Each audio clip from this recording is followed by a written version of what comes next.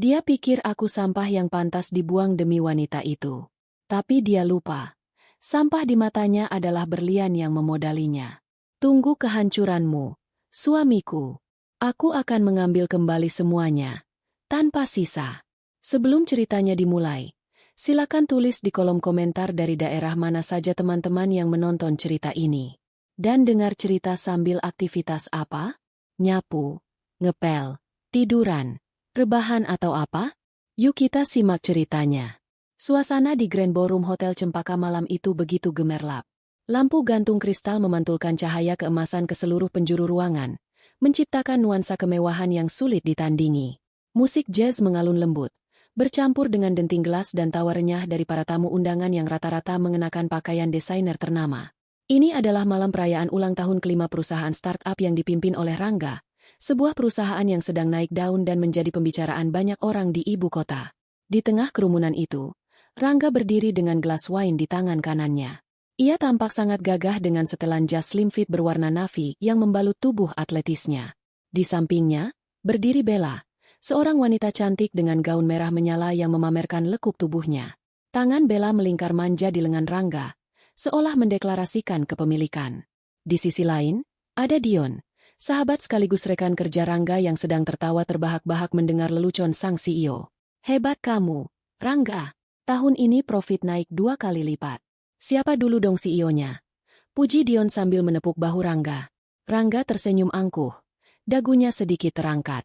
Ini baru permulaan. Yon, tunggu sampai aku mengakuisisi kompetitor kita tahun depan. Dunia bisnis ada di telapak tanganku. Bella menatap Rangga dengan tatapan memuja yang dibuat-buat. Kamu memang hebat banget. Sayang, untung kamu pemimpinnya. Coba kalau orang lain, pasti perusahaan ini sudah bangkrut. Tawa mereka pecah. Namun seketika terhenti ketika pintu utama ballroom terbuka. Suasana yang tadinya hangat mendadak terasa canggung bagi beberapa orang yang berada di dekat pintu masuk. Seorang wanita berjalan masuk dengan langkah ragu-ragu. Dia adalah Karina. Penampilannya sangat kontras dengan tamu-tamu lain. Karina hanya mengenakan gamis sederhana berwarna pastel yang warnanya sudah sedikit memudar, dengan jilbab instan yang ia pakai sehari-hari di rumah. Wajahnya polos tanpa make-up tebal, hanya bedak tipis yang menutupi kelelahannya. Di tangannya, Karina menjinjing sebuah rantang susun berbahan stainless steel tua. Ia menatap sekeliling dengan mata berbinar, mencari sosok suaminya. Saat matanya menangkap sosok Rangga yang sedang berdiri bersama Bella, senyum Karina merekah. Ia mempercepat langkahnya, tidak mempedulikan tatapan jijik dan bisik-bisik dari para tamu yang ia lewati. Mas Rangga, panggil Karina dengan suara lembut namun cukup terdengar di tengah jeda musik. Rangga menoleh.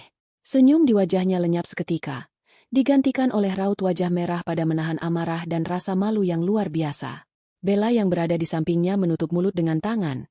Pura-pura kaget namun matanya memancarkan ejekan. Ngapain kamu kesini? Desis Rangga tajam saat Karina sudah berdiri di hadapannya. Ia tidak menyambut istrinya, malah mundur selangkah seolah Karina adalah penyakit menular. Karina, yang belum menyadari badai yang akan datang, mengangkat rantang di tangannya.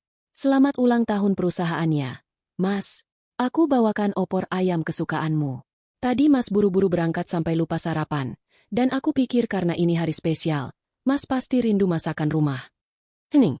Seluruh tamu di lingkaran terdekat mereka terdiam. Dion menahan tawa, sementara Bella memutar bola matanya malas. Ya ampun, Rangga, celetuk Bella dengan suara yang sengaja dikeraskan. Istrimu bawa rantang ke gala dinner bintang 5? Seriously? Baunya sampai sini loh, bau bawang. Darah Rangga mendidih. Ia merasa harga dirinya sedang diinjak-injak di hadapan para investor dan kolega bisnisnya. Tanpa peringatan, Rangga menepis tangan Karina dengan kasar. Prang! Rantang itu terlempar dan jatuh ke lantai marmer yang mengkilap.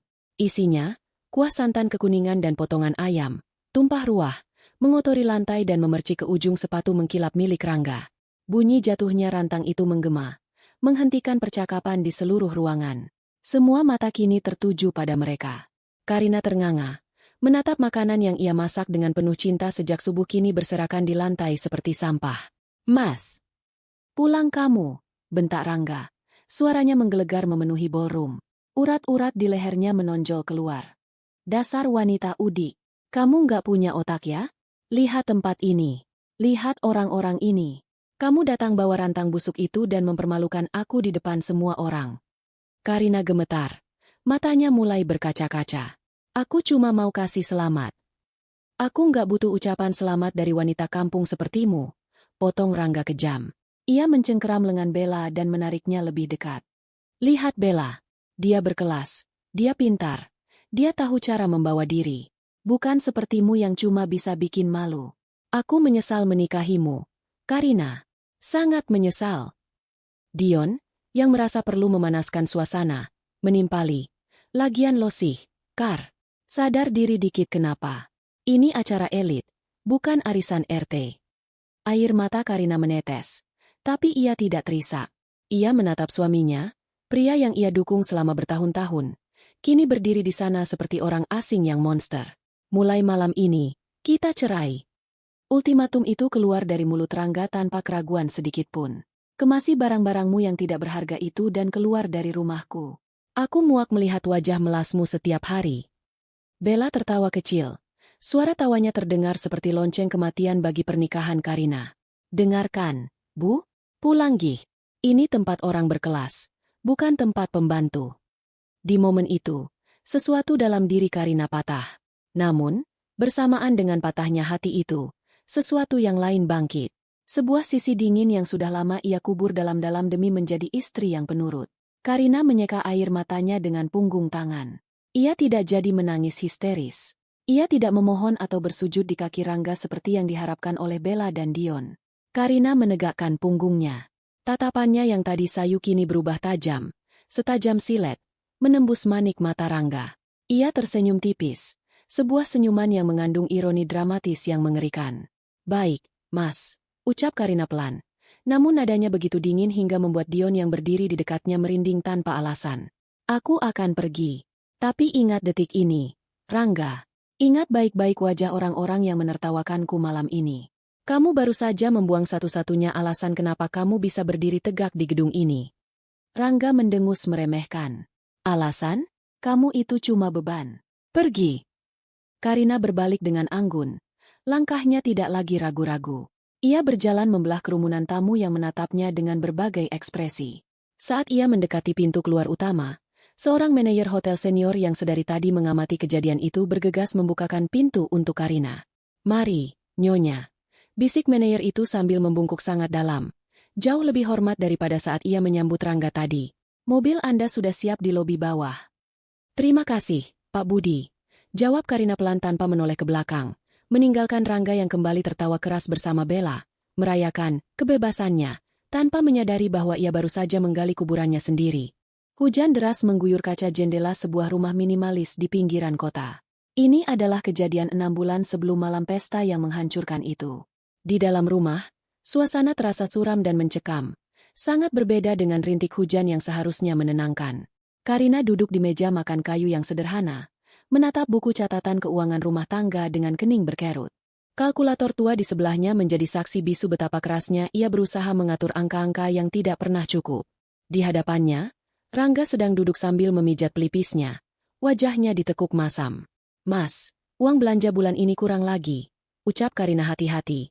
Takut memicu amarah suaminya yang belakangan ini sumbu pendek. Iuran listrik naik, dan harga bahan pokok di pasar juga melonjak. Kalau Mas potong lagi jatahnya jadi 2 juta, aku bingung mau masak apa untuk sebulan. Rangga menggebrak meja, membuat Karina terlonjak kaget. Kamu ini ngeluh terus. Bisa nggak sih sekali aja kamu bersyukur? Di luar sana banyak istri yang suaminya kena PHK. Nggak dikasih uang sama sekali. Kamu dikasih 2 juta masih kurang. Bukan nggak bersyukur, Mas. Karina mencoba membela diri dengan suara bergetar. Tapi memang kebutuhannya nggak masuk akal kalau dipangkas terus. Bulan lalu saja aku sampai harus jual anting emas peninggalan ibu buat nutupin kekurangan bayar air. Rangga mendengus kasar. Ia berdiri dan berjalan mondar-mandir di ruang tengah yang sempit itu. Kamu tuh nggak tahu betapa susahnya posisiku sekarang, Kar? Perusahaan lagi krisis. Cash flow macet. Investor lagi nahan dana. Aku harus putar otak buat gaji karyawan biar nggak ada PHK. Harusnya sebagai istri, kamu dukung aku, prihatin sedikit, bukan malah nuntut ini itu kayak lintah darat. Kata-kata, krisis, dan investor adalah senjata ampuh Rangga. Setiap kali Karina bertanya soal keuangan, dua kata itu selalu menjadi tameng. Karina, yang selama ini memposisikan dirinya sebagai istri yang berbakti, selalu luluh. Ia merasa bersalah jika membebani suaminya yang sedang berjuang. Maaf, Mas, lirih Karina sambil menunduk. Aku akan coba atur lagi. Mungkin kita bisa kurangi lauk daging. Makan tahu tempe saja setiap hari nggak apa-apa. Rangga menatap istrinya dengan tatapan merendahkan. Nah, gitu dong. Jadi istri itu harus pintar ngatur duit. Jangan cuma taunya minta. Namun, di balik sandiwara, krisis, itu, kenyataan yang terjadi sungguh bertolak belakang. Sore harinya, saat Rangga sedang mandi, ponselnya yang tergeletak di sofa bergetar. Sebuah notifikasi pesan masuk menyala di layar. Karina yang sedang menyapu di dekat sofa tidak berniat melanggar privasi. Tapi matanya tak sengaja menangkap review pesan itu. Nama pengirimnya, Bella Marketing. Isi pesannya. Sayang, makasih ya tas selfie-nya. Suka banget deh. Besok jadikan kita dinner di Sky Lounge. Jangan lupa reservasi VIP ya. Love you, bos ganteng. Jantung Karina seakan berhenti berdetak. Tas selfie, dinner di Sky Lounge, itu semua butuh uang puluhan juta. Sementara tadi pagi, suaminya berteriak soal krisis perusahaan hanya karena Karina meminta tambahan uang belanja beberapa ratus ribu rupiah. Karina meletakkan sapu dengan tangan gemetar. Ia merasa sesak napas. Selama ini ia makan nasi dengan garam supaya Rangga bisa makan enak. Ia menjahit bajunya yang sobek supaya Rangga bisa tampil necis. Tapi ternyata pengorbanannya hanya dijadikan lelucon. Uang itu ada. Uangnya banyak. Tapi bukan untuk Karina. Saat Rangga keluar dari kamar mandi dengan handuk melilit pinggang, ia melihat Karina berdiri mematung. Kenapa kamu bengong? Siapin baju aku.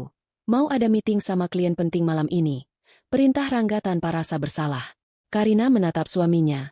Mencoba mencari sisa-sisa kejujuran di wajah itu. Mas, tadi ada pesan masuk. Dari Bella.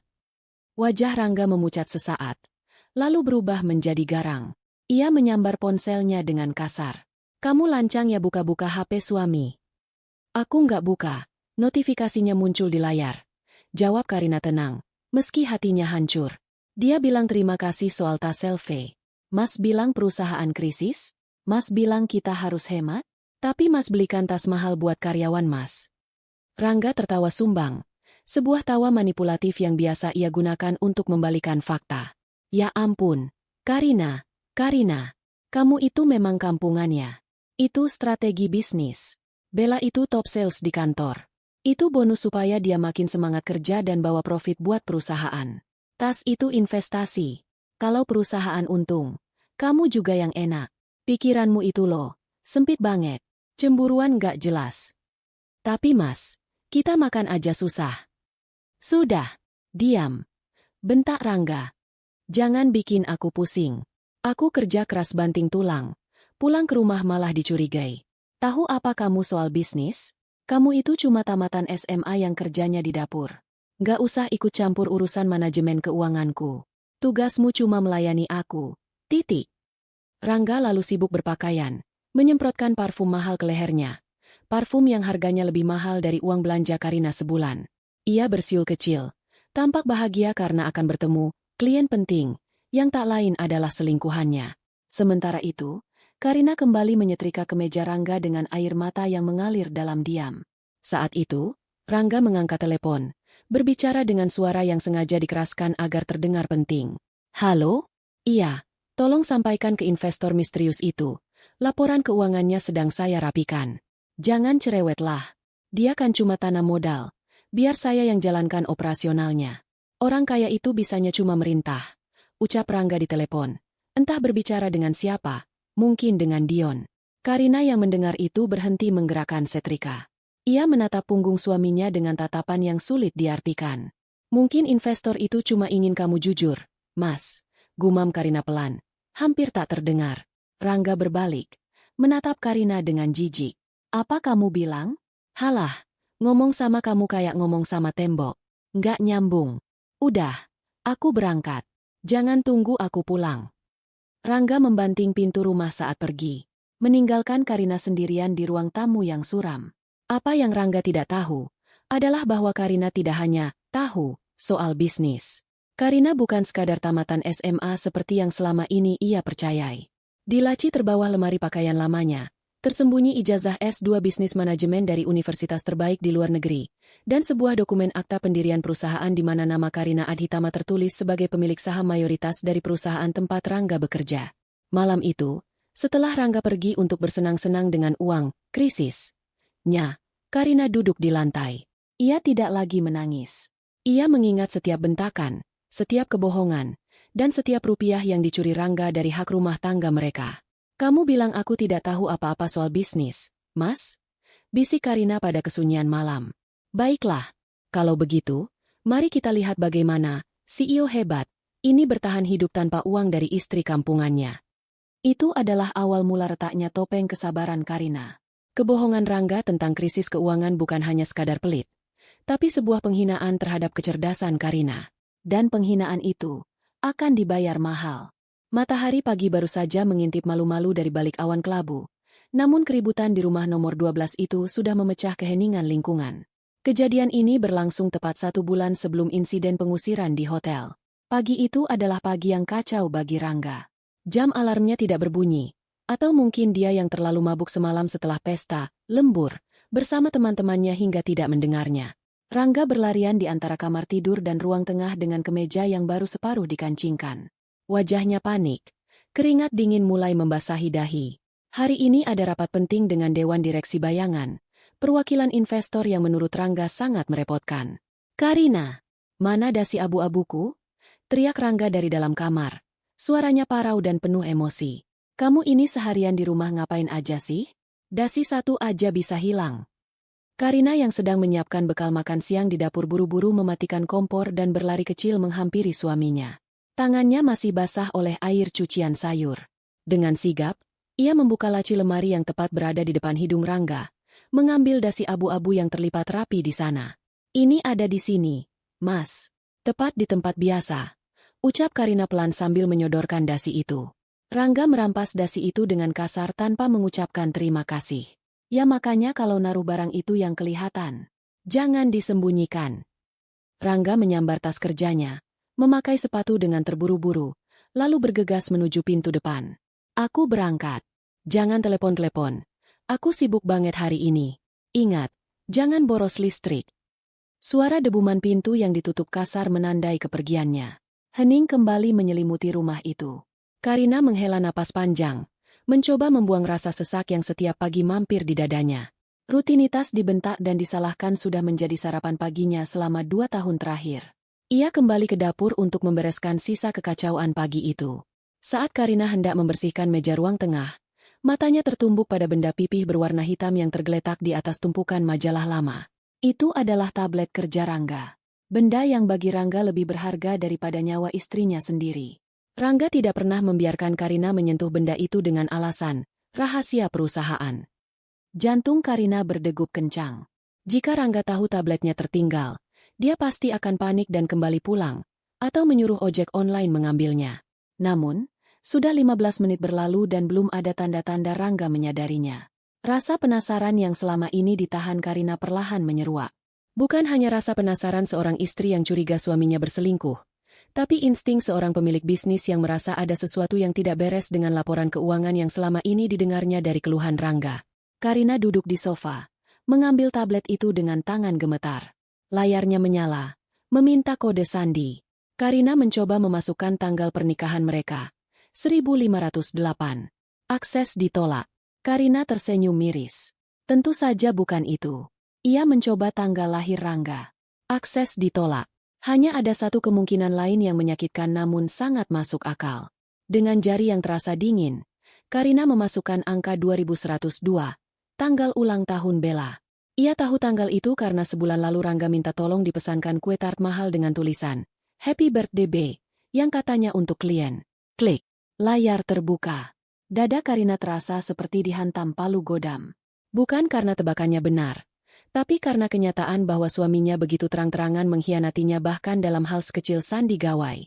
Namun, Karina tidak membiarkan air mata mengaburkan pandangannya. Ia punya misi. Ia bukan sekadar istri yang cemburu. Ia adalah investor utama yang sedang melakukan audit tak resmi. Karina tidak membuka galeri foto atau aplikasi pesan instan terlebih dahulu. Ia langsung menuju aplikasi file manager dan email. Ia membuka folder bernama Laporan Internal, Do Not Share. Di sana, terpampang deretan file Excel dengan nama-nama proyek yang terdengar asing bagi telinga orang awam, tapi sangat familiar bagi Karina yang sebenarnya merancang struktur bisnis perusahaan itu dari balik layar. Mata Karina menyusuri baris demi baris angka di layar. Semakin jauh ia membaca, semakin lebar matanya terbuka. Proyek pengadaan server, 2 miliar rupiah. Status, completed. Vendor, CV, Bella Abadi. Karina mengerutkan kening. CV Bella Abadi? Ia segera mengecek data vendor di file terpisah. Alamat vendor itu ternyata adalah alamat apartemen tempat Bella tinggal. Apartemen yang pernah tak sengaja Karina lihat di riwayat Google Maps Rangga. Rangga membuat perusahaan fiktif atas nama selingkuhannya, melakukan markup harga server yang harga aslinya mungkin hanya 500 juta, dan mengalirkan sisa 1,5 miliar rupiah ke rekening pribadi Bella. Karina terus menggulir layar. Bukan hanya satu. Ada belasan proyek fiktif. Biaya entertainment klien, perjalanan dinas luar negeri, renovasi kantor cabang. Semuanya adalah lubang tikus yang dibuat Rangga untuk menyedot dana perusahaan. Total kerugian negara, atau lebih tepatnya kerugian Karina sebagai pemilik modal, mencapai angka yang fantastis. Miliaran rupiah menguap dalam setahun terakhir. Tepat saat Rangga mulai berteriak soal krisis di rumah. Jadi, selama ini, saat Karina harus berutang di warung sayur untuk membeli beras, Rangga sedang mentransfer ratusan juta rupiah ke rekening Bella untuk biaya konsultan. Saat Karina menjahit kembali daster tuanya yang sobek, Rangga sedang membakar uang di meja judi kasino di Singapura, tercatat sebagai business trip. Tangan Karina beralih membuka aplikasi email. Ia melihat korespondensi antara Rangga dengan Mandala Capital, firma investasi milik Karina yang dikelola oleh orang kepercayaannya, Fikri. Di email itu, Fikri, menggunakan inisial tim audit, berulang kali menegur Rangga soal ketidakcocokan neraca keuangan. Email dari Mandala Capital. Pak Rangga, kami menemukan selisih dana operasional sebesar 15% bulan ini. Mohon penjelasannya segera. Balasan Rangga sungguh membuat darah Karina mendidih. Balasan Rangga, Anda tidak perlu mengajari saya cara menjalankan bisnis. Selisih itu untuk biaya pelicin birokrasi yang tidak ada kwitansinya. Kalau Anda tidak percaya pada manajemen saya, silakan cari CEO lain. Tapi ingat, tanpa saya, perusahaan ini cuma cangkang kosong. Sombong sekali kamu, Mas, desis Karina pelan. Suaranya bergetar menahan amarah yang meluap-luap. Kamu pikir perusahaan itu jalan karena kamu? Perusahaan itu jalan karena aku terus menyuntikkan dana setiap kali kamu bilang mau bangkrut. Karina beralih ke aplikasi pesan WhatsApp. Ia butuh bukti pamungkas untuk melengkapi motif kejahatan ini. Di urutan teratas, ada kontak bernama My Future Wife, dengan foto profil Bella. Karina membuka percakapan mereka. Isinya sungguh menjijikan. Bukan hanya soal seks dan kemesraan murahan, tapi juga rencana jahat mereka terhadap Karina. Chat Bella, kemarin malam. Sayang, kapan sih kamu ceraikan si Upik Abu itu? Aku capek backstreet terus. Apartemen yang kamu belikan emang nyaman. Tapi aku mau jadi nyonya Rangga yang sah. Balasan Rangga. Sabar ya, sayang. Sedikit lagi. Aku lagi mindahin aset-aset penting ke nama kamu supaya nanti pas cerai dia nggak dapat gono gini sepeser pun. Biarin dia jadi gembel. Lagian aku jijik banget lihat dia di rumah. Mukanya kayak pembantu. Nanti kalau audit bulan depan lolos, aku tendang dia. Air mata Karina akhirnya jatuh. Bukan air mata kesedihan, melainkan air mata kemurkaan. Selama ini ia diam, ia mengalah. Ia merendahkan dirinya serendah tanah demi menjaga ego suaminya. Ia pikir Rangga hanya sedang stres atau hilaf. Ternyata, Rangga memang berniat menghancurkannya. Rangga sedang merampoknya perlahan-lahan sambil merencanakan pembuangannya. Kau sebut aku pembantu, Mas? Bisik Karina, menatap foto profil Rangga yang sedang tersenyum lebar. Baiklah, pembantu ini yang akan membersihkan sampah busuk sepertimu dari perusahaanku. Karina mendengar suara motor mendekat di halaman depan. Itu pasti ojek online yang disuruh Rangga mengambil tablet. Waktunya tidak banyak. Karina segera berlari ke kamarnya, mengambil flash disk dari laci meja riasnya. Ia mencolokkan flash disk itu ke tablet Rangga, menggunakan adaptor yang untungnya ada di tas laptop Rangga yang juga tertinggal. Dengan cekatan, jari jemarinya menyalin semua bukti. Laporan keuangan palsu, Bukti transfer ke rekening Bella, faktur-faktur fiktif, dan tangkapan layar percakapan mesum serta rencana jahat mereka. Proses penyalinan terasa sangat lambat. 80%. 90%. Terdengar ketukan pintu di depan. Paket. GoSend. Teriak kurir dari luar. 99%. 100%. Selesai. Karina mencabut flash disk dan menyembunyikannya di saku gamisnya. Ia mengatur napas, memastikan wajahnya terlihat datar, lalu berjalan ke pintu depan menyerahkan tablet itu kepada kurir. "Ini Pak, tablet Bapak Rangga. Hati-hati ya," ucap Karina ramah seolah tak terjadi apa-apa. Setelah kurir itu pergi, Karina menutup pintu dan menguncinya rapat-rapat. Tubuhnya merosot di balik pintu. Ia tidak menangis lagi. Ekspresinya berubah dingin. Sorot matanya yang biasanya lembut kini keras bagaikan baja. Ia mengeluarkan ponsel jadul miliknya, menekan sebuah nomor yang sudah lama tidak ia hubungi untuk urusan serius. "Halo, Fikri?" Sapa Karina saat sambungan terangkat. Di seberang sana, terdengar suara bariton yang penuh hormat. "Selamat pagi, Ibu Karina. Tumben Ibu menelepon di jam kerja. Ada yang bisa saya bantu? Apa Rangga berulah lagi?" "Fikri." Suara Karina terdengar tenang namun mematikan. "Siapkan tim audit forensik eksternal untuk PT Arga Jaya. Lakukan secara diam-diam dulu. Aku baru saja menemukan senjata yang kita butuhkan." Hening sejenak di seberang telepon, sebelum Fikri menjawab dengan nada antusias. Akhirnya Ibu memberi lampu hijau. "Saya sudah curiga sejak lama, Bu. Kapan kita mulai eksekusi?" "Tunggu tanggal mainnya," jawab Karina sambil menggenggam erat flash disk di tangannya. "Aku ingin dia merasa di atas angin dulu. Biarkan dia terbang setinggi-tingginya, Fikri. Supaya nanti saat aku jatuhkan, tulangnya hancur berkeping-keping." Pagi itu, di rumah sederhana yang penuh kebohongan, Karina berhenti menjadi korban. Ia telah menemukan pedang yang akan memenggal kepala sang Raja Tiran. Kembali ke masa kini, malam di mana Karina diusir dari Grand Ballroom Hotel Cempaka. Angin malam Jakarta berhembus kencang, menerbangkan ujung jilbab Karina yang berdiri tegak di lobi hotel mewah itu. Di belakangnya, pintu kaca otomatis tertutup, memisahkan dua dunia. Dunia di dalam sana di mana Rangga dan Bella sedang tertawa merayakan kemenangan semu mereka, dan dunia di luar sini di mana Karina berdiri sendirian.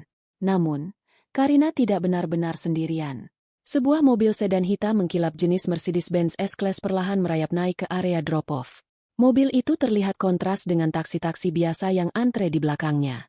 Kaca mobilnya gelap pekat, menyembunyikan siapa yang ada di dalamnya. Begitu mobil berhenti tepat di depan Karina, seorang sopir berseragam rapi keluar dan membukakan pintu belakang dengan gerakan sangat sopan. Dari dalam mobil, seorang pria berusia awal 30-an dengan setelan jas abu-abu mahal turun. Itu adalah Fikri, pengacara sekaligus orang kepercayaan yang mengelola seluruh aset warisan keluarga Karina. Wajah Fikri tampak tegang. Matanya menatap Karina dengan kekhawatiran yang tulus. "Ibu Karina," sapa Fikri sambil menunduk hormat. Ia melirik sekilas ke arah pintu hotel dengan tatapan tajam.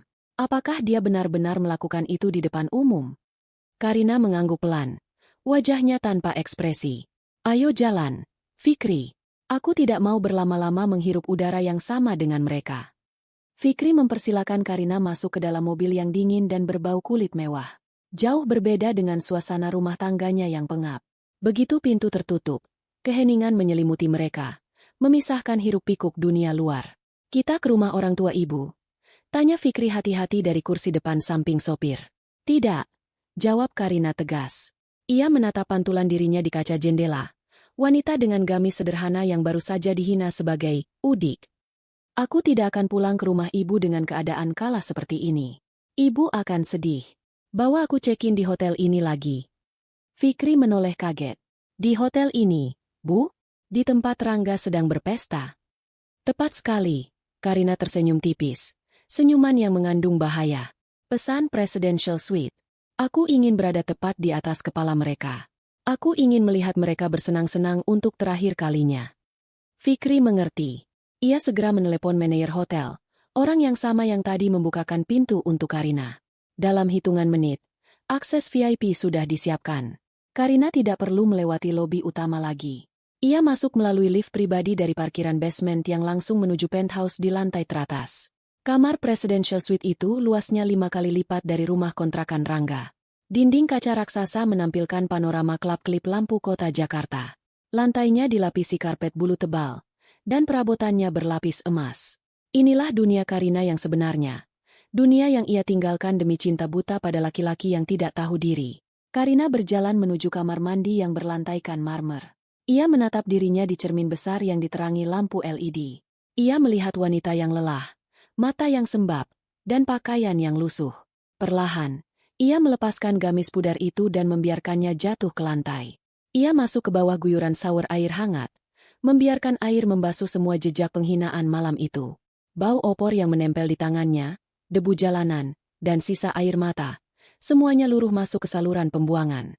20 menit kemudian, Karina keluar mengenakan bathrobe sutra putih milik hotel. Ia duduk di kursi kerja menghadap jendela besar, di mana Fikri sudah menunggu dengan sebuah laptop terbuka dan beberapa berkas tebal. "Minum, Bu?"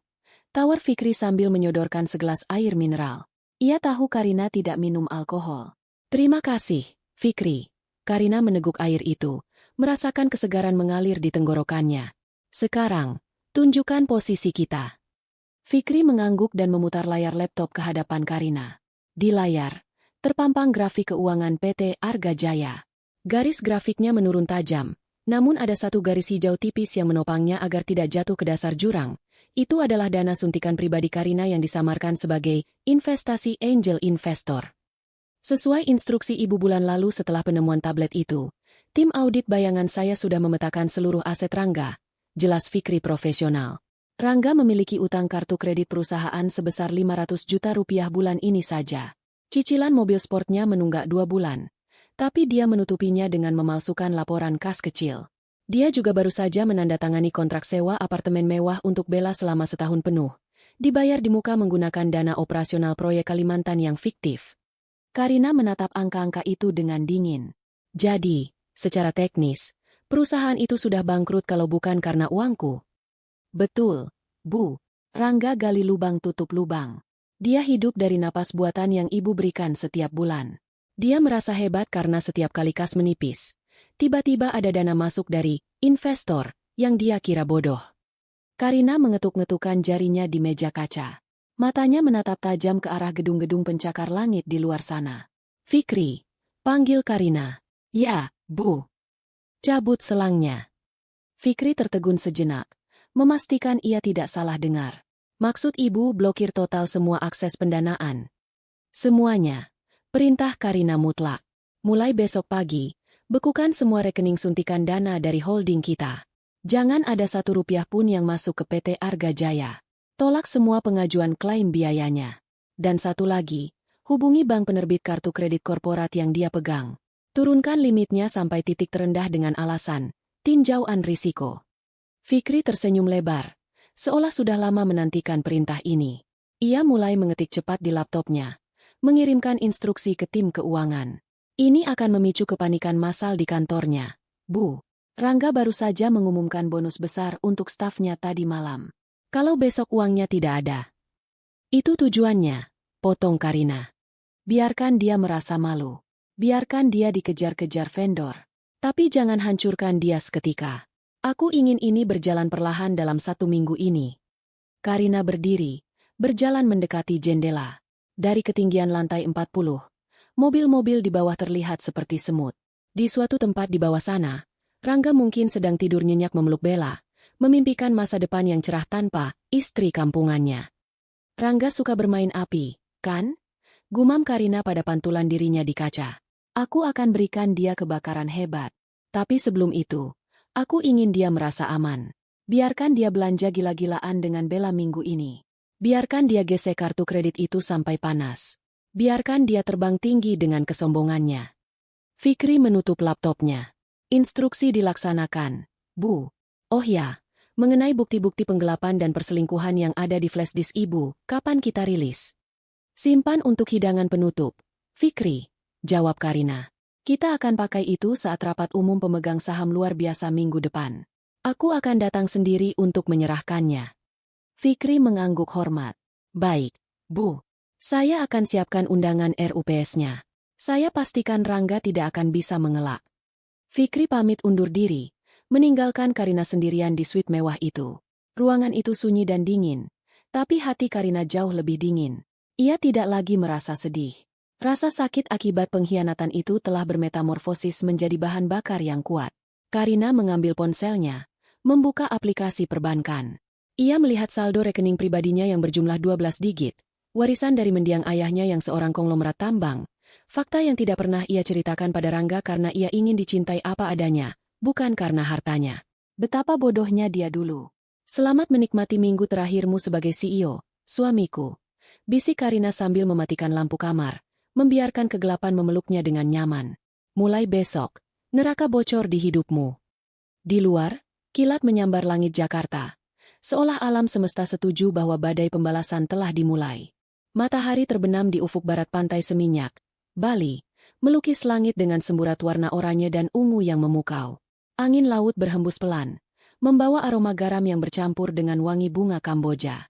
Di sebuah restoran fine dining pinggir pantai yang sangat eksklusif, Rangga dan Bella duduk di meja terbaik yang menghadap langsung ke lautan lepas. Lilin-lilin aromaterapi menyala di atas meja, diapit oleh gelas-gelas kristal berisi champagne impor yang harganya bisa membiayai makan satu keluarga sederhana selama sebulan. Ini adalah hari ketiga liburan mereka. Rangga membawa Bella ke Bali dengan dalih perayaan kebebasan setelah mengusir Karina.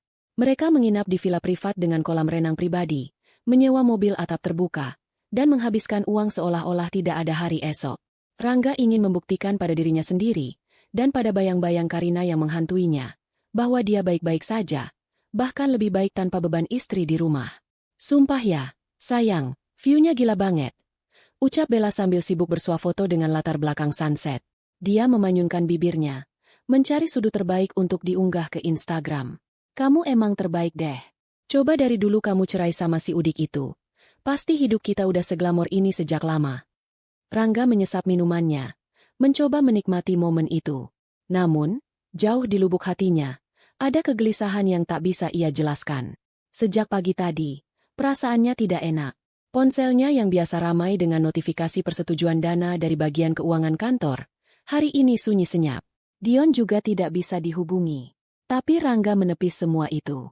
Dia adalah CEO. Dia berhak liburan. Apapun buat kamu, Bel. Jawab Rangga dengan senyum yang sedikit dipaksakan. Pesan aja apa yang kamu mau. Lobster? Wagyu? Sikat semua.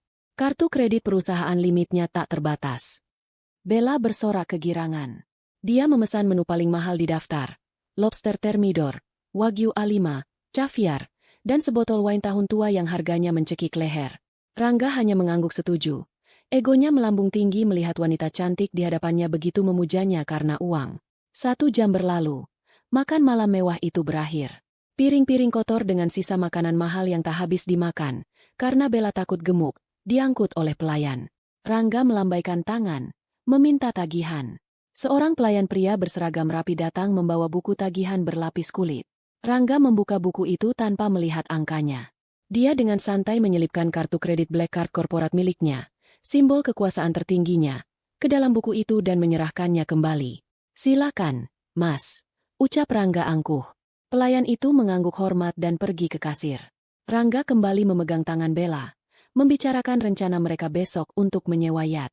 Namun, 5 menit berlalu, pelayan itu kembali dengan wajah yang sedikit canggung. Mohon maaf, Bapak, ucap pelayan itu pelan, mencoba menjaga privasi tamu. Kartu Bapak declined. Mesin EDC kami menolak transaksinya. Tawa Rangga terhenti. Alisnya menukik tajam. Apa? Declined? Nggak mungkin. Kamu salah gesek kali. Coba lagi. Sudah dicoba 3 kali di 2 mesin berbeda. Pak, keterangannya, do not honor. Mungkin Bapak ada kartu lain.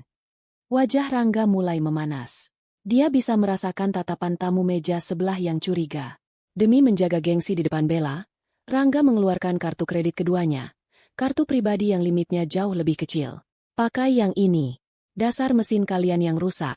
Gerutu Rangga. Pelayan itu kembali pergi. Rangga mengetuk-ngetukkan jarinya di meja dengan tidak sabar. Bella mulai terlihat tidak nyaman. Kok bisa declined sih, Yang? Katanya unlimited. Tanya Bella dengan nada sedikit protes.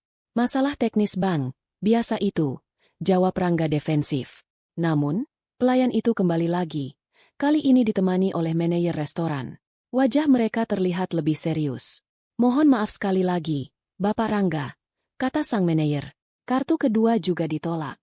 Keterangannya, insufficient funds, atau saldo tidak cukup. Total tagihan malam ini 25 juta rupiah. Apakah Bapak bisa menyelesaikan pembayaran dengan metode lain? Transfer atau tunai? 25 juta. Rangga menelan ludah. Dia tidak membawa uang tunai sebanyak itu.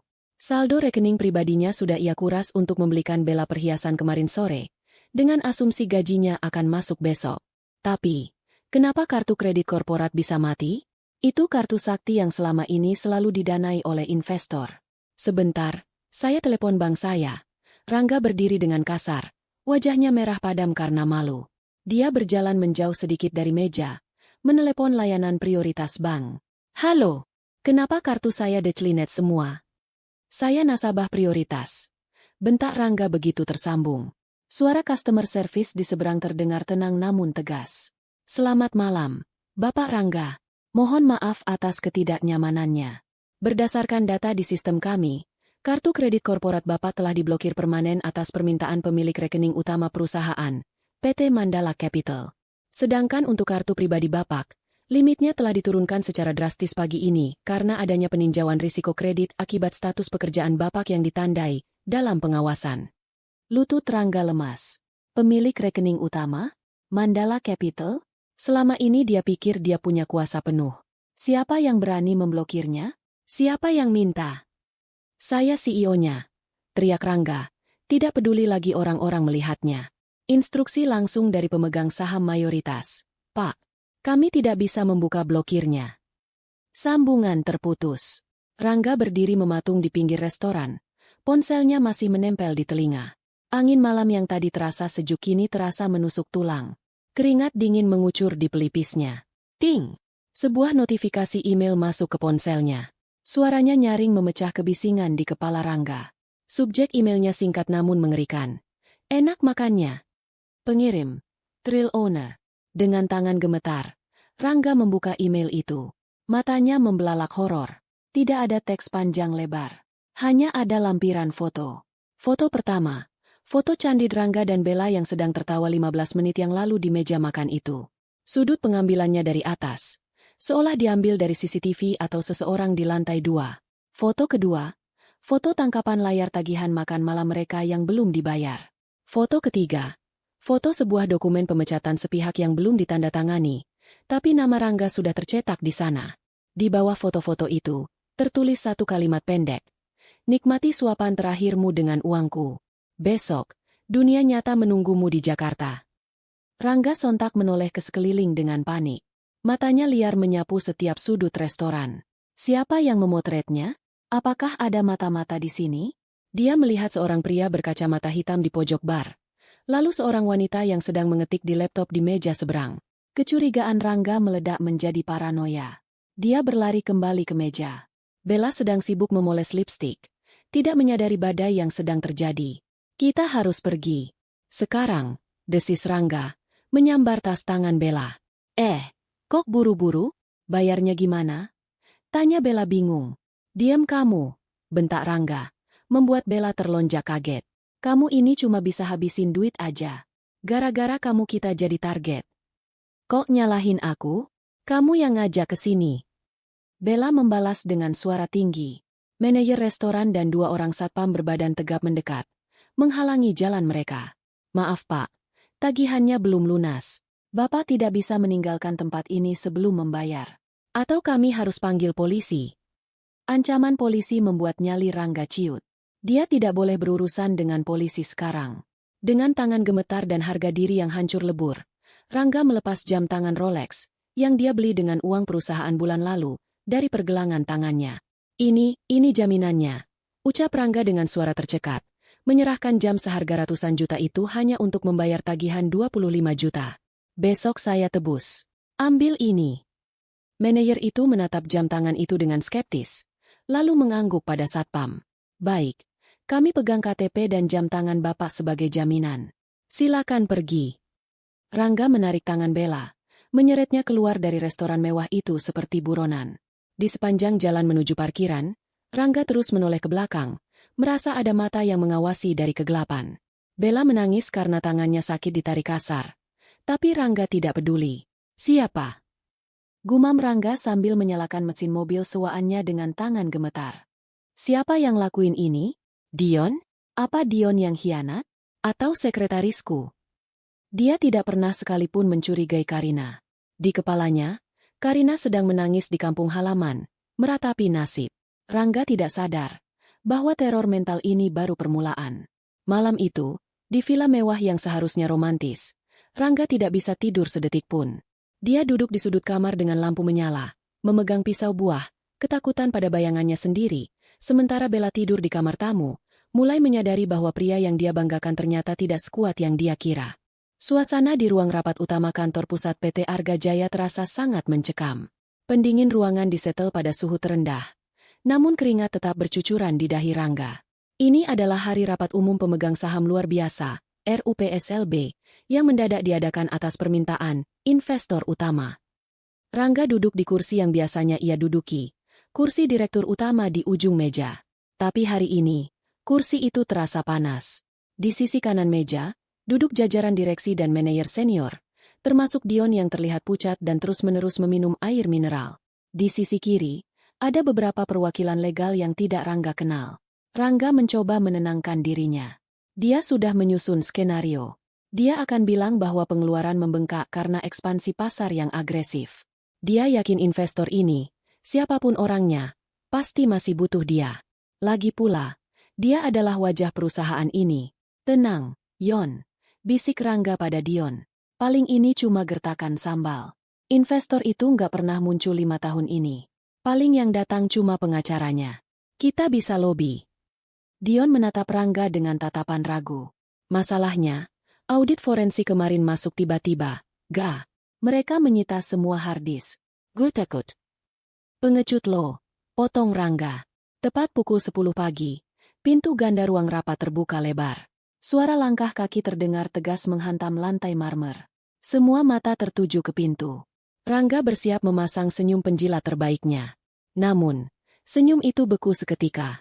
Masuklah Fikri, pengacara yang Rangga tahu pernah mengurus sengketa tanah di kampung halamannya dulu, berjalan mendahului. Di belakang Fikri, dikawal oleh 2 asisten pribadi, melangkah seorang wanita yang membuat napas Rangga tercekat di tenggorokan. Itu Karina. Tapi bukan Karina yang ia usir seminggu lalu. Wanita ini mengenakan setelan blazer putih gading rancangan desainer, dipadu dengan celana bahan yang jatuhnya sangat elegan. Jilbabnya bukan lagi jilbab instan murahan, tapi sutra bermotif abstrak yang dililit modis. Wajahnya dipoles make-up natural yang memancarkan aura kewibawaan yang mengerikan. Dia tidak menunduk. Dia menatap lurus ke depan. Matanya menyapu ruangan dengan tatapan seorang ratu yang meninjau kerajaannya. Selamat pagi. Sapa Karina. Suaranya tenang, namun memiliki gema otoritas yang membuat seisi ruangan hening seketika. Rangga berdiri. Kursinya berdecit keras. Karina. Ngapain kamu di sini? Satpam. Siapa yang izinkan wanita gila ini masuk? Rangga menunjuk-nunjuk wajah Karina. Kamu mau bikin malu lagi? Belum cukup kejadian di hotel? Keluar. Ini rapat tertutup pemegang saham. Karina tidak bergeming. Dia bahkan tidak menatap Rangga. Dia terus berjalan menuju ujung meja, tempat Rangga berdiri. Fikri maju 1 langkah, menghalangi jari telunjuk Rangga. Tolong jaga sopan santun Anda, Saudara Rangga. Anda sedang berbicara dengan komisaris utama sekaligus pemilik 80% saham PT Arga Jaya dan pemilik tunggal Mandala Capital, Ibu Karina Adhitama. Ucapan Fikri bagaikan petir di siang bolong. Hening. Sunyi senyap. Rangga ternganga. Dion menjatuhkan gelas air minumnya hingga pecah. Tapi tidak ada yang mempedulikan suara pecahan kaca itu. Apa? Rangga tergagap. Otaknya gagal memproses informasi itu. Nggak mungkin. Kamu itu cuma ibu rumah tangga. Kamu miskin. Karina akhirnya menoleh ke arah Rangga. Tatapannya dingin, tanpa emosi, seperti melihat serangga yang mengganggu. Duduk. Rangga. Atau mau saya panggilkan security untuk mendudukkanmu paksa? Perintah Karina. Aura dominasi Karina begitu kuat hingga tanpa sadar kaki Rangga lemas dan dia kembali terduduk. Karina mengambil tempat duduk di seberang meja, tepat berhadapan dengan Rangga.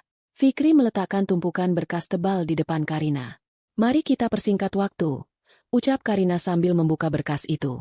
Saya tidak di sini untuk mendengar pidato pembelaan diri tentang ekspansi pasar atau omong kosong lainnya. Karina mengambil sebuah dokumen bersampul merah dan melemparkannya ke tengah meja, tepat di hadapan Rangga. Dokumen itu meluncur mulus dan berhenti tepat di depan tangan Rangga yang gemetar. Itu adalah hasil audit forensik menyeluruh selama 1 minggu terakhir, jelas Karina. Rangga, kamu didakwa melakukan penggelapan dana perusahaan sebesar 5,4 miliar rupiah dalam kurun waktu 2 tahun. Itu fitnah, teriak Rangga, mencoba bangkit lagi. Itu uang operasional. Operasional. Karina tersenyum miring. Dia membuka halaman tertentu. Apakah membeli tas Louis Vuitton seharga 45 juta untuk saudari Bella termasuk operasional? Apakah sewa apartemen di Kuningan untuk tempat zinahmu termasuk operasional? Apakah tagihan judi kasino di Singapura termasuk operasional? Rangga membeku. Bagaimana Karina tahu sedetail itu? Dan Dion. Karina menoleh ke arah Dion yang sudah gemetar hebat. Kamu memanipulasi invoice vendor catering fiktif, mengambil selisih 20% dari setiap proyek. Betul. Dion langsung menunduk dalam-dalam, tidak berani menatap mata Karina. Ampun, Bu. Saya cuma disuruh Rangga. Dion, jangan sembarangan ngomong lo. Bentak Rangga panik. Aliansi mereka hancur dalam hitungan detik. Karina mengangkat tangan, menyuruh mereka diam. Cukup. Saya tidak butuh drama saling tuduh. Buktinya sudah lengkap. Data dari tabletmu, Rangga, yang kamu tinggalkan dengan ceroboh di rumah sebulan lalu, sudah kami salin dan verifikasi dengan data bank. Rangga terhenyak. Tablet itu. Jadi selama ini, Karina sudah tahu. Karina sudah memegang lehernya bahkan saat dia masih merasa berkuasa. Selain penggelapan, lanjut Karina, suaranya semakin tajam. Kamu juga melanggar klausul moralitas nomor 14 dalam kontrak kerjamu sebagai CEO. Di sana tertulis jelas, pimpinan perusahaan dilarang keras terlibat skandal asusila yang dapat mencoreng nama baik perusahaan. Karina menekan tombol di laptop yang terhubung ke proyektor.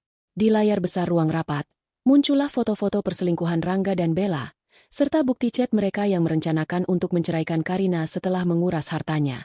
Seluruh peserta rapat menahan napas. Rasa malu yang dirasakan Rangga bukan lagi sekadar malu, tapi kehancuran total martabat sebagai laki-laki. Di layar itu, terpampang jelas betapa jahatnya niat dia terhadap istrinya sendiri, istri yang ternyata adalah bos besarnya. Kamu sebut aku, Upik Abu, di chat itu, Rangga, ujar Karina pelan. Namun suaranya menggema mengerikan di telinga Rangga. Kamu bilang mau menendang aku setelah audit lolos. Sayangnya, akulah yang memegang auditnya. Dan akulah yang akan menendangmu. Rangga menatap Karina dengan mata nanar. Bayangan istri penurut yang selalu menyambutnya dengan senyum dan teh hangat kini lenyap. Yang ada di hadapannya adalah raksasa bisnis yang baru saja bangun dari tidurnya. Karina. Suara Rangga berubah menjadi rintihan memelas. Dia mencoba meraih tangan Karina di atas meja, tapi Karina menarik tangannya jijik. Aku bisa jelaskan. Aku hilaf. Sayang, ini Mas, suamimu. Kita bisa bicarakan ini di rumah kan? Jangan hancurkan karirku. Karir? Karina tertawa kecil. Tawa yang kering. Karirmu itu pemberianku. Rangga, aku yang mendirikan perusahaan ini dengan uang warisan ayah. Aku menunjukmu jadi CEO supaya kamu punya harga diri sebagai suami. Supaya kamu tidak merasa rendah diri di hadapan keluarga besarku. Tapi apa balasanmu? Kamu injak-injak harga diriku. Kamu selingkuh dengan uangku. Kamu hina aku di depan pelacurmu. Karina berdiri, menutup berkas dengan suara bam yang keras. Mulai detik ini, kamu dipecat secara tidak hormat. Semua aset yang kamu pakai, mobil, rumah, kartu kredit, ditarik kembali oleh perusahaan hari ini juga. Dan karena ini kasus pidana penggelapan, saya tidak akan menuntut ganti rugi perdata. Karina menoleh ke arah pintu. 2 orang berseragam polisi masuk ke dalam ruangan. Saya serahkan kamu ke pihak berwajib, pungkas Karina dingin. Wajah Rangga pucat pasi, seputih kertas. Dia merosot dari kursinya, jatuh berlutut di lantai. Bukan untuk meminta maaf, tapi karena kakinya sudah tidak sanggup menopang berat dosanya. Di hadapan seluruh bawahannya, sang CEO arogan itu diseret bangun oleh polisi. Karina, jangan lakukan ini. Aku suamimu. Karina AA. Teriak Rangga saat dia diborgol. Karina membalikkan badan, memunggungi Rangga. Dia tidak melihat ke belakang lagi. Bagi Karina, pria yang sedang diseret keluar itu sudah mati sejak malam di ballroom hotel. Yang tersisa hanyalah kriminal yang harus diadili. Ruangan rapat hening kembali. Dion masih menunduk, gemetar, menunggu giliran nasibnya. Karina menatap peserta rapat lainnya yang ketakutan. Rapat selesai, ucap Karina singkat. Kembali bekerja. Dan pastikan integritas kalian tidak seperti mantan bos kalian. Karina melangkah keluar ruangan dengan kepala tegak, meninggalkan puing-puing kehancuran Rangga di belakangnya. Serangan faktual telah selesai. Rangga tidak hanya kehilangan pekerjaannya, dia kehilangan kebebasannya, namanya, dan masa depannya. Kekacauan di ruang rapat lantai 20 itu hanyalah awal dari badai yang sesungguhnya. Berita penangkapan Rangga menyebar lebih cepat daripada api yang melahap bensin. Grup WhatsApp karyawan meledak dengan gosip, foto, dan spekulasi. Saat polisi menggiring Rangga keluar dari ruang rapat menuju lift, wajah sang mantan CEO itu sudah tidak berbentuk lagi. Air mata, ingus, dan keringat bercampur menjadi satu, menghapus sisa-sisa wibawa yang selama ini ia banggakan. Tolong, lepaskan saya. Ini salah paham. Racau Rangga saat polisi menahannya agar tetap berjalan. Borgol besi yang dingin mencengkeram pergelangan tangannya. Simbol nyata bahwa kekuasaannya telah runtuh. Di belakangnya, Karina berjalan dengan tenang, diikuti oleh Fikri dan beberapa staf legal. Wajah Karina datar. Tidak ada senyum kemenangan yang licik. Hanya ada ketenangan seorang hakim yang baru saja menjatuhkan vonis adil. Dion juga turut digiring oleh polisi lain. Wajahnya tertunduk dalam, menangis tanpa suara karena tahu karirnya tamat. Lift berdenting. Pintu terbuka di lantai dasar. Lobi utama gedung perkantoran mewah itu. Biasanya, jam segini lobi dipenuhi oleh karyawan yang lalu lalang atau tamu yang menunggu. Namun, hari ini suasananya berbeda. Puluhan karyawan PT Arga Jaya dan orang-orang dari kantor lain berkumpul, membentuk lorong manusia. Mereka ingin melihat dengan mata kepala sendiri kebenaran rumor bahwa Ratu asli telah kembali dan Raja palsu telah digulingkan. Saat Rangga diseret keluar dari lift, suara bisik-bisik seketika berubah menjadi dengungan keras. Tatapan mereka menusuk. Ada yang menatap kasihan, tapi lebih banyak yang menatap jijik dan penuh syukur. Ternyata, selama ini kepemimpinan Rangga yang arogan banyak memakan korban hati di kalangan staf. Namun, kejutan sesungguhnya menunggu di dekat pintu keluar kaca lobi. Bella berdiri di sana. Ia mengenakan dress pendek berwarna pastel dengan kacamata hitam bertengger di kepalanya. Tangan kanannya memegang cup kopi mahal, dan tangan kirinya menenteng tas belanjaan dari butik ternama. Ia tersenyum lebar, menunggu Rangga turun untuk makan siang, sama sekali tidak menyadari kiamat yang sedang terjadi. Bella bahkan sempat memarahi resepsionis karena tidak membiarkannya naik ke atas. Lama banget sih, Beb. Keburu lapar nih. Gerutu Bella sambil melihat jam tangannya saat melihat pintu lift terbuka. Senyum Bella membeku saat melihat pemandangan di depannya. Gelas kopi di tangannya terlepas, jatuh menghantam lantai, menumpahkan cairan coklat yang mengotori sepatu hak tingginya. Rangga? Desis Bella tak percaya. Apa-apaan ini? Kok ada polisi? Rangga melihat Bella. Secercah harapan bodoh muncul di matanya. Bella, Bel, tolong aku. Telepon papamu. Atau siapa kek? Mereka salah tangkap. Aku dijebak Karina. Teriak Rangga histeris. Karina memberi isyarat pada polisi untuk berhenti sejenak tepat di hadapan Bella. Ia ingin momen ini disaksikan oleh semua orang. Ia ingin semua kebohongan dikupas tuntas di bawah terang lampu lobi. Karina melangkah maju, berdiri di antara Rangga yang berlutut dan Bella yang mematung. Tidak ada yang menjebak dia, Bella. Suara Karina terdengar jernih di tengah keheningan lobi. Suami saya. Ah, ralat, mantan suami saya. Baru saja ditangkap atas kasus penggelapan dana perusahaan sebesar 5,4 miliar rupiah. Uang yang dia pakai untuk membelikanmu tas, menyewakanmu apartemen, dan mengajakmu liburan. Semuanya adalah uang curian. Wajah Bella memucat. Matanya bergerak liar dari borgol di tangan Rangga ke wajah dingin Karina. Otak materialistisnya bekerja cepat. Rangga ditangkap? Penggelapan? Itu artinya Rangga miskin? Bohong. Gumam Bella. Mundur selangkah. Rangga bilang perusahaan ini miliknya. Miliknya. Karina tertawa kecil. Tawa yang terdengar elegan namun menusuk. Rangga tidak punya apa-apa. Bella. Bahkan jas yang dia pakai itu dibeli pakai kartu kredit perusahaan yang tagihannya menunggak. Pemilik perusahaan ini, yang membiayai semua gaya hidup halumu itu, adalah saya. Karina menjetikkan jarinya. Fikri maju membawa sebuah dokumen penyitaan aset. Bella, lanjut Karina. Mobil BMW merah yang kamu parkir di depan lobi. Kuncinya ada padamu, kan? Bella secara refleks memegang tas tangannya erat-erat. Ih, ini hadiah dari Rangga. Atas nama aku. Coba cek BPKB-nya kalau kamu pernah lihat. Potong Fikri tajam. Mobil itu aset inventaris PT Arga Jaya. Rangga memalsukan dokumen peminjamannya. Sekarang, serahkan kuncinya. Atau Anda mau kami laporkan juga sebagai penadah barang hasil kejahatan. Ancaman, penadah, membuat nyali Bella ciut seketika. Dia tidak mau ikut terseret ke penjara. Dengan tangan gemetar dan wajah merah pada menahan malu, Bella merogoh tasnya, mengeluarkan kunci mobil mewah itu. Karina mengulurkan tangan. Bella dengan kasar menjatuhkan kunci itu ke telapak tangan Karina. Ambil tuh mobil butut, seru Bella. Mencoba menyelamatkan harga dirinya yang sudah hancur lebur. Dia menatap Rangga dengan tatapan jijik yang luar biasa. Tatapan memuja yang biasa ia berikan kini berubah menjadi tatapan seolah Rangga adalah sampah busuk. Bel, jangan tinggalin aku. Bel, aku butuh saksi. Rengek Rangga. Air matanya bercucuran. Bella meludah ke lantai, tepat di dekat sepatu Rangga. Ih, najis. Jangan panggil-panggil nama gue. Gue nggak kenal sama lo. Dasar penipu. Lo bilang lo kaya raya. Taunya maling. Nyesel gue mau sama lo. Rangga ternganga. Hatinya hancur berkeping-keping. Wanita yang dia bela mati-matian. Wanita yang demi dia Rangga tega mengusir istri sahnya yang tulus. Kini membuangnya begitu saja saat dia jatuh. Bawa dia, Pak. Perintah Karina pada polisi. Sudah muak melihat drama murahan itu. Polisi kembali menyeret Rangga menuju mobil patroli yang sudah menunggu di depan lobi. Rangga meronta, menoleh ke belakang, menatap Karina dengan tatapan penuh penyesalan. Karina, maafkan aku. Aku salah pilih. Karinan, tolong aku. Teriakannya memudar saat pintu mobil polisi ditutup.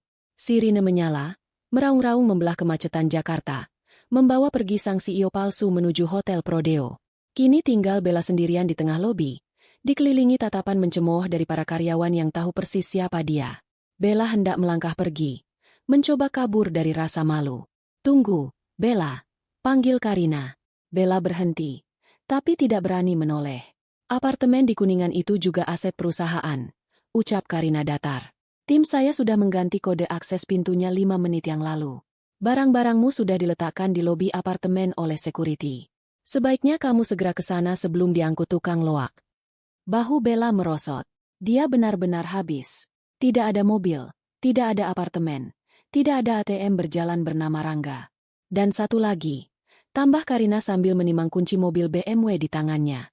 Karena mobil ini saya sita, silakan kamu pulang naik ojek online. Atau jalan kaki juga sehat. Beberapa karyawan tidak bisa menahan tawa melihat wajah Bella yang merah padam. Tanpa bicara apa-apa lagi, Bella berlari keluar gedung sambil menutupi wajahnya, diiringi bisik-bisik dan cemoohan orang-orang. Karina menghela napas panjang.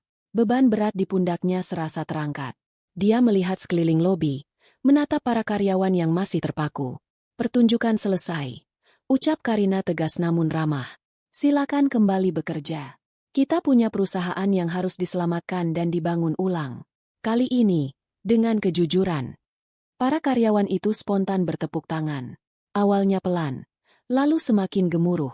Tepuk tangan untuk pemimpin mereka yang sesungguhnya. Karina tersenyum. Kali ini tulus. Dia berjalan menuju mobilnya sendiri, siap menyongsong hari esok tanpa benalu. 2 tahun kemudian, Jakarta tampak lebih cerah pagi ini. Atau mungkin itu hanya perasaan Karina saja. Di sebuah gedung pencakar langit yang baru di kawasan SCBD, Karina berdiri di podium sebuah hall yang megah. Lampu sorot menyinari wajahnya yang tampak jauh lebih muda dan bercahaya dibandingkan 2 tahun lalu. Dia mengenakan busana muslim modern berwarna champagne yang elegan. Di belakangnya, layar besar menampilkan logo perusahaan barunya, Karina Group of Philanthropy. Hari ini adalah peluncuran yayasan sosial miliknya yang berfokus membantu wanita korban KDRT dan pemberdayaan ekonomi ibu rumah tangga. Kehidupan itu seperti roda, ucap Karina di depan mikrofon. Suaranya lembut namun penuh wibawa, didengarkan oleh ratusan tamu undangan, termasuk pejabat dan pengusaha sukses. Ada kalanya kita berada di bawah, diinjak, dan diremehkan. Tapi jangan pernah lupa bahwa kekuatan terbesar seorang wanita bukan terletak pada seberapa keras dia membalas teriakan, tapi pada seberapa elegan dia bangkit dari keterpurukan. Tepuk tangan membahana memenuhi ruangan. Flash kamera berkilauan mengabadikan momen kesuksesan Karina. Dia bukan lagi wanita yang menangis membawa rantang. Dia adalah ikon bisnis, wanita inspiratif tahun ini, dan yang terpenting, dia adalah wanita yang bahagia dan merdeka. Di sudut ruangan, Fikri, yang kini menjadi direktur operasional mendampingi Karina, tersenyum bangga. Di sampingnya berdiri seorang pria santun dan tampan, seorang dokter spesialis anak yang belakangan ini dikabarkan sedang dekat dengan Karina. Mereka berbincang hangat, menunjukkan bahwa Karina telah membuka hatinya untuk orang yang tepat, orang yang menghargainya bukan karena uangnya, tapi karena jiwanya. Sementara itu, di belahan kota yang lain, nasib yang sangat kontras sedang terjadi. Di sebuah warung makan tenda pinggir jalan yang panas dan berdebu, seorang pria kurus dengan wajah kusam sedang mencuci tumpukan piring kotor. Pria itu memakai kaos oblong yang sudah bolong di bagian ketiak dan celana jeans lusuh. Tangannya yang dulu halus karena perawatan manicure mahal, kini kasar dan penuh luka gores akibat sabun colek yang keras dan pecahan beling. Itu adalah Rangga. Setelah divonis 1,5 tahun penjara, Rangga keluar dengan status mantan narapidana. Tidak ada perusahaan yang mau mempekerjakannya. Catatan kriminalnya sebagai penggelap dana membuatnya masuk daftar hitam di dunia korporat. Teman-temannya? Dion menghilang entah kemana setelah bebas. Mungkin pulang kampung karena malu. Bella, terakhir Rangga dengar, wanita itu menikah dengan seorang aki-aki kaya di luar kota. Tapi kabarnya dia juga sering disiksa karena sifat borosnya. Weh, jangan melamun. Itu pelanggan meja 4 minta es teh. Teriak pemilik warung, seorang bapak tua yang galak. Kerja yang bener. Kalau nggak mau gue potong gaji lo yang cuma 50.000 perak itu. Rangga tersentak kaget. Iya, Pak. Maaf, Pak. Jawabnya lirih. Buru-buru mengelap tangannya yang basah ke celana. Saat Rangga mengantarkan es teh ke meja pelanggan, matanya tertuju pada televisi tabung kecil yang menyala di pojok warung. Televisi itu sedang menayangkan berita siang. Sosok inspiratif kita hari ini, Ibu Karina Adhitama, baru saja meresmikan yayasan sosialnya. Beliau berpesan agar wanita Indonesia harus mandiri dan kuat. Wajah cantik Karina terpampang jelas di layar kaca, tersenyum bahagia sambil memotong pita peresmian. Dia terlihat begitu agung, begitu tak tersentuh. Tangan Rangga gemetar hebat hingga es teh yang dibawanya sedikit tumpah. Pelanggan memarahinya, tapi Rangga tidak dengar. Telinganya berdengung. Dadanya sesak oleh penyesalan yang teramat sangat. Penyesalan yang bukan datang sehari 2 hari, tapi penyesalan seumur hidup. Dia melihat wanita di layar itu. Wanita yang dulu memijat kakinya saat lelah. Wanita yang rela makan nasi garam demi dia. Wanita yang dia usir seperti anjing kurap. Wanita itu kini terbang tinggi di angkasa, menjadi bintang yang tak mungkin lagi dia gapai. Rangga menunduk, melihat pantulan wajahnya sendiri di genangan air cucian piring yang keruh. Tua, jelek, miskin, dan sendirian. Andai. Bisik Rangga. Air matanya menetes jatuh ke dalam air sabun. Andai dulu aku bersyukur. Andai aku tidak serakah. Mungkin pria yang berdiri di sampingnya di TV itu adalah aku. Tapi kata, andai, tidak akan mengubah apa-apa. Karma telah bekerja dengan cara yang paling rapi. Rangga tidak dihukum dengan kekerasan fisik oleh Karina. Dia dihukum oleh waktu dan kenyataan. Dia dihukum dengan kenangan bahwa dia pernah memiliki berlian, namun membuangnya demi menggenggam kerikil tajam. Di layar TV, Karina tampak tertawa lepas bersama rekan-rekannya. Di warung tenda itu, Rangga kembali menggosok piring kotor, menelan pahitnya hidup yang dia pilih sendiri. Langit Jakarta sore itu berwarna keemasan. Bagi Karina, itu adalah warna harapan. Bagi Rangga, itu adalah warna senja yang menandakan gelapnya masa depan yang tersisa. Pembalasan dendam terbaik bukanlah saat melihat musuhmu berdarah, melainkan saat kamu hidup begitu bahagia hingga keberadaan musuhmu tidak lagi relevan, sementara mereka harus hidup setiap hari dengan menyaksikan kebahagiaanmu dari kejauhan. Tamat.